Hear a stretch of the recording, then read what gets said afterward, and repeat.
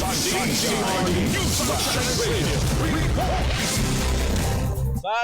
Camp sa Tayug, Pangasinan. Nakahanda na para sa mga bibisita ngayong summer season. Ang detaling yan kay Kapartner Sheila Balog. Kapartner Sheila!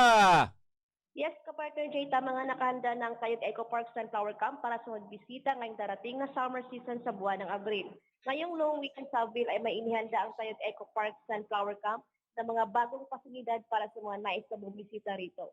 Sa halagang 100 pesos ay sulit na sulit ang pamasyal niya sa Tayug Eco Park dahil sa mga nagdagandahang sunflowers at iba't iba pang uri ng mga bulaklak.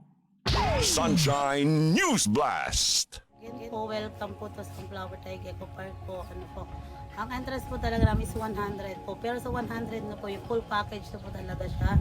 So talaga yung pag-uwi mo, may ngiti ka po. Kasi may experience mo po yung kumbaga, katahimikan din po talaga. Kung gusto mo ng katahimikan, meron po siya. Kung gusto mo mag-relax, meron din po siya. Kasi marami pong pagpipicturean, like may petals po kami, na may flowers po talaga siya. May mga bird nest po kami, may mga kubos, may picnic garden po kami. Tsaka marami po kami mga landscape talaga. At ang very important po talaga is sunflower po namin.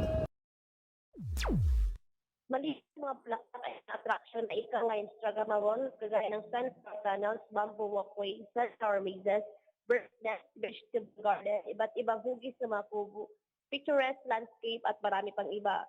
Bago mag-long weekend sa Abril ay matatapos na rin ang kanilang mga ginagawang picnic garden, karagdagang landscapes at mga kubo para sa mga nais na mag-picnic at mag-siesta sa lugar.